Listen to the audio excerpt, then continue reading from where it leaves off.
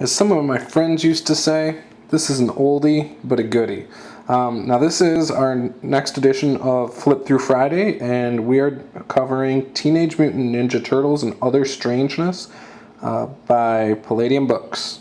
Now, as a child, I was a big Teenage Mutant Ninja Turtles fan. I liked the cartoon. I liked the movies. Was a little bit late to the comic books. So anyways, I got some damage to the book, as you can see right there. It's a little bit damaged. It's an old book. I did not buy this. I actually got it from somebody who used to run our games when I was about 12. So that was about 1997. So yeah. Now, since this has been out, Palladium Books has lost the IP to Teenage Mutant Ninja Turtles brand, but they ended up making a game called After the Bomb, which uses the same basic ideas. Tetsubo's done some videos on it and things like that. So this is from 1990, and this was the 11th printing. So here you can see. Now, one of the cool things about this game is it is actually the Palladium system, so it's compatible with a lot of their other games. The thing about this that everyone talks about, though, is the Bio-E points. So what you do, and there's a system in here on how to create animals that aren't in here as well, using Bio-E points. Now, Bio-E points are basically you pick an animal, a regular animal as it is in nature, and you assign points based on its size and abilities that it would have. So here's kind of the steps on how to do it, cause a mutation and things like that. Now you can pick out of here what out of the animals they provide, or you can choose one yourself that's not actually in here. But here's how the breakdown of how Bio-E points work. You get points for the size of the animal, height and weight, and certain things cost different things. Like you can, for each level, to make them more bipedal or biped, then it costs more points. So there's certain things you will want to buy, like maybe a tail that you can use to pick things up, or you want to actually have opposable thumbs so you can work guns and stuff. So there's all sorts of different things you can buy. Okay.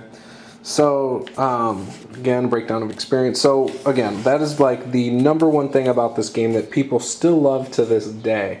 I've talked to people who haven't played Palladium in years, and one of the things they still say is that they love the Bio-E points in this game.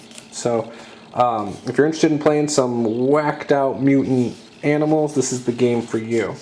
Tetsubo, though, he has talked about his game on his channel that he used to run, and you know, he's referred to this game quite a few times, so I definitely recommend going and asking him about his experiences with this game if you want, if you're interested. Again, After the Bomb, definitely worth picking up. You can buy some of these older books on eBay for really cheap now, so it's worth checking out to add to your collection. It's a great game to play with children. I know a lot of kids, when they were little, played this Teenage Mutant Ninja Turtles game. It got them into role-playing games. So go check that out. If you're a fan of Ninja Turtles, go find all the Ninja Turtles books on eBay. You can't buy it from Palladium Books anymore. So you can find them, though, for, again, really cheap.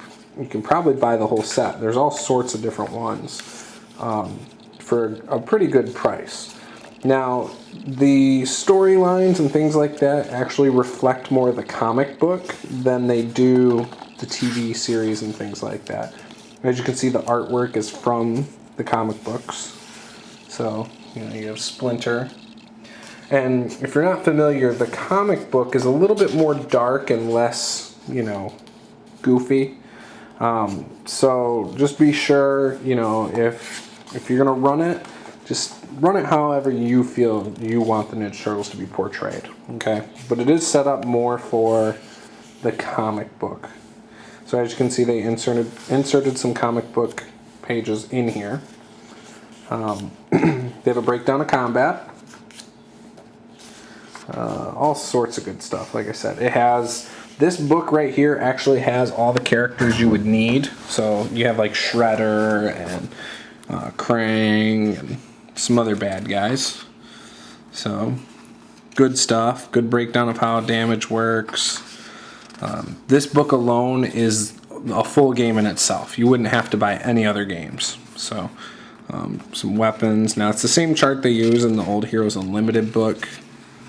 Modern weapon proficiencies. You can get guns. Different equipment. And the equipment is a little bit outdated. For instance, some night sight goggles, 30 pounds, and I don't know. I'm sure if you just looked up modern technology, you could update these things very well. Lockpick gun. So then you have the Game Master section in here. How to create supervillains and villains. All sorts of good stuff. Then you have a lot of pre-done adventures. So you can always just slap, some character sheets for the Ninja Turtles and Splinter and April and Casey Jones, and then just run these pre-gen adventures for people to see if they would enjoy the system in the game. I've never actually ran Ninja Turtles for anybody, but that might be something that would be fun for a one-shot here in the future. So maybe I'll look into doing that. That sounds like fun, though. So yeah. If you think that's something you'd be interested in, let me know. But yeah, more Ninja Turtles. You got Raphael, Leonardo, Donatello, Michelangelo. Man, I wish my book wasn't damaged. Oh well. And honestly, I don't know if that's been damaged this whole time or if it's new. I mean, I can't really tell. It's not wet, but it looks bad. Could have been from sitting in a box, but when we moved, I don't know. Yep, April O'Neil. There he is, Casey Jones, the guy who created those little monster chomping things. And then Shredder.